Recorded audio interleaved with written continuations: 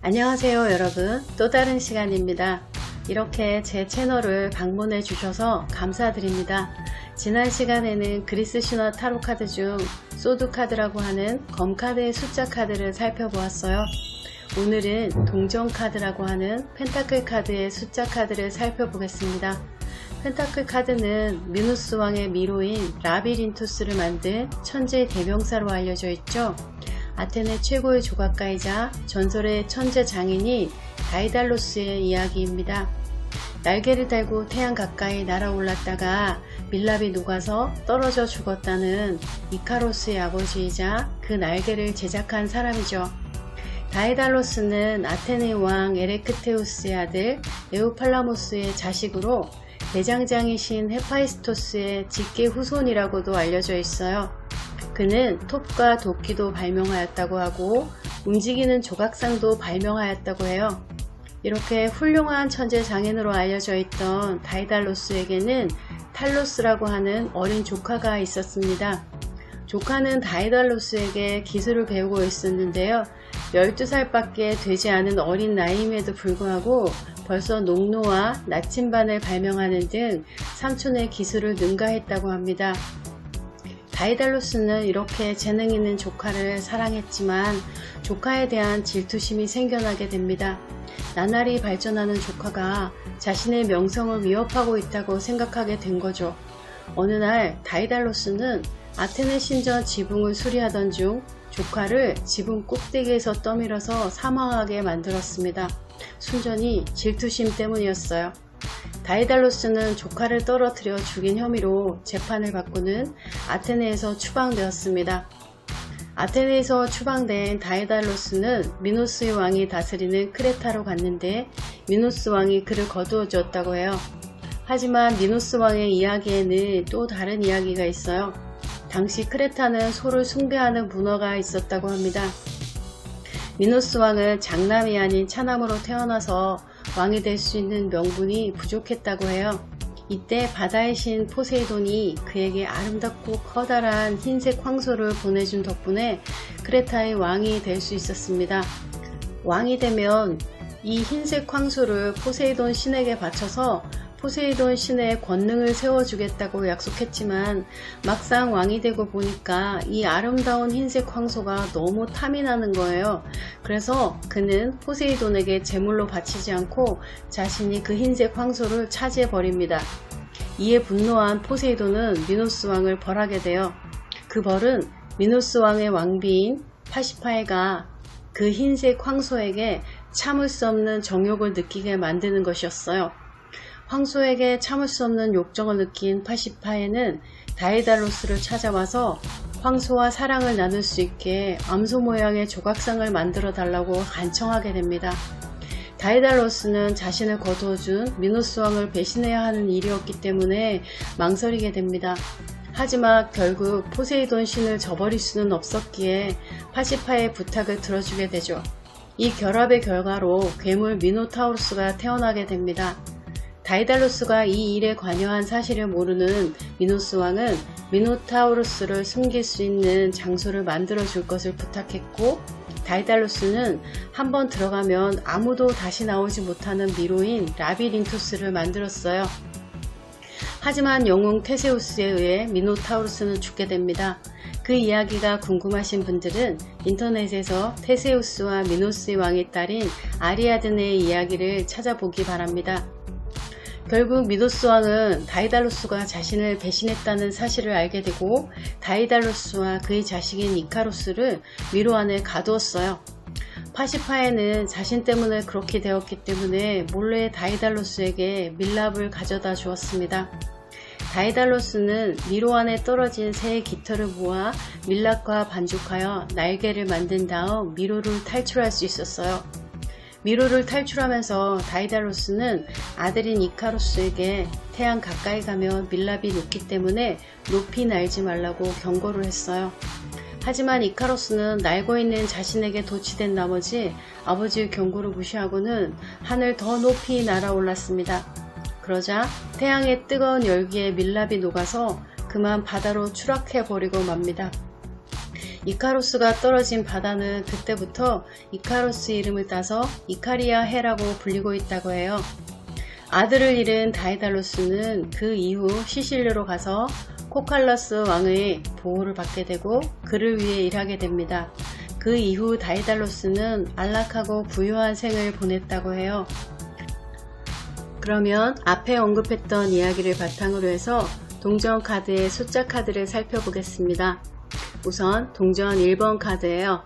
카드에는 물고기 꼬리와 길고 진한 갈색 머리와 수염을 가진 포세이돈 신이 커다란 동전을 머리 위로 들어 올리고 있어요. 앞쪽에 있는 바위 위에는 포도덩굴에 풍요를 상징하는 포도송이가 주렁주렁 열려 있습니다. 그 뒤쪽으로 보이는 육지는 연두색 푸르름으로 가득합니다.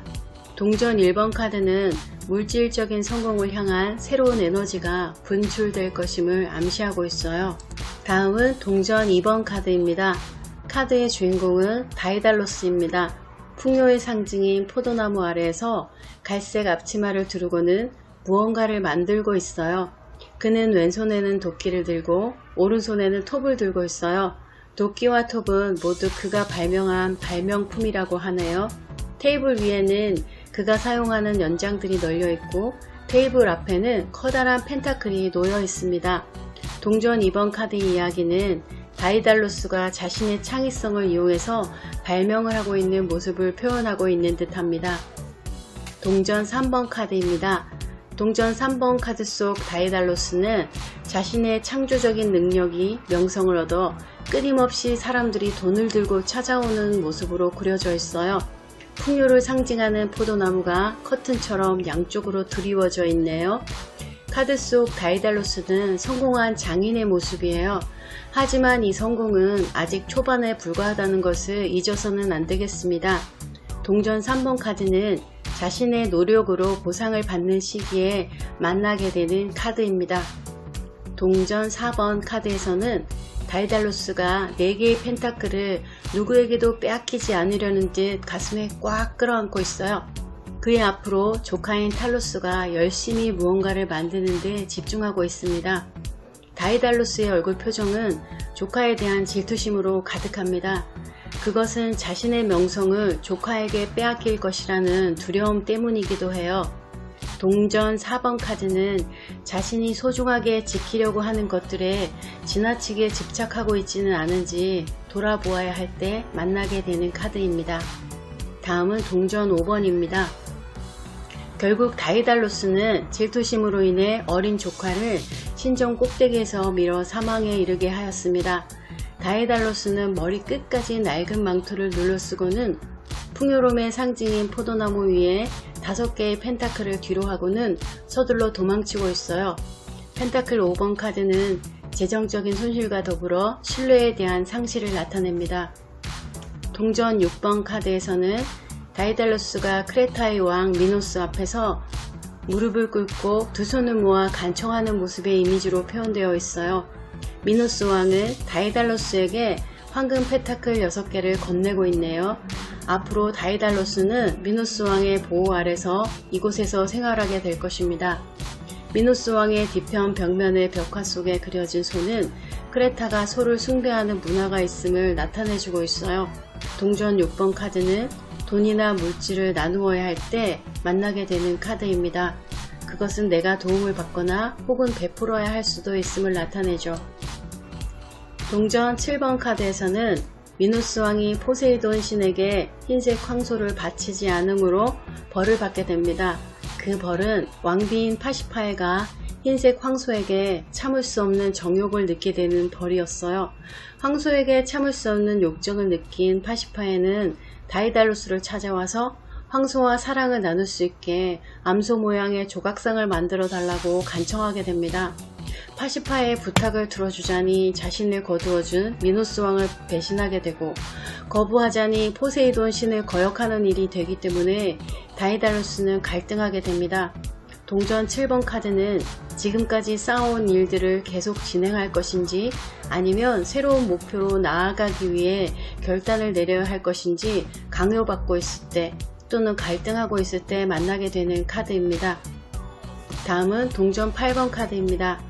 동전 8번 카드 속의 다이달로스는 크레타를 떠나 시실리의 코칼로스 왕의 보호를 받으며 그를 위해 일하고 있는 모습으로 표현되어 있어요. 결국 그는 기존에 진행했던 일 대신 새로운 목표를 선택했습니다. 미노타우루스의 이야기를 뒤로하고 시실리에 정착하여 새로운 목표를 향해 정진하고 있는 모습으로 그려져 있어요. 동전 9번 카드입니다. 다이달로스가 풍요로움의 상징인 포도나무 아래 서 있어요. 머리에는 월계관을 쓰고 있고 두 손은 맞잡고 만족스러운 표정을 하고 있어요. 뒤로 보이는 산과 들은 풍요로워 보이며 그의 앞에는 9개의 황금 펜타클이 차곡차곡 쌓여 있습니다. 동전 9번 카드는 자기 자신과 자신이 성취한 것에 만족하는 시기에 만나게 되는 카드예요. 마지막으로 동전 10번 카드입니다. 노년의 다이달로스가 자식과 손자들과 함께 있어요. 그 양쪽 옆에 있던 풍요로움의 상징인 포도나무에는 포도 열매와 함께 10개의 황금 펜타클이 주렁주렁 달려 있습니다. 앞에 있는 손자로 보이는 아이는 금으로 만들어진 장난감을 가지고 놀고 있어요. 그의 말년은 더없이 풍요로워 보여요. 마침내 다이달로스는 코칼로스 왕 밑에서 확고하게 뿌리를 내렸습니다. 그가 이룬 부와 명예는 대대손손 이어가게 될 것이라는 것입니다. 동전 10번 카드는 더없이 안정되고 물질적인 풍요로움 속에 있을 때 만나게 되는 카드입니다. 지금까지 그리스 신화 타로 덱의 동전 카드라고 하는 펜타클의 숫자 카드에 대해 살펴보았어요. 다음 시간은 그리스 신화 타로 덱의 인물 카드인 코트 카드를 살펴보도록 하겠습니다. 이렇게 제 채널을 찾아주시고 시청해 주셔서 정말 감사드려요. 다음 영상에서도 또 만나요.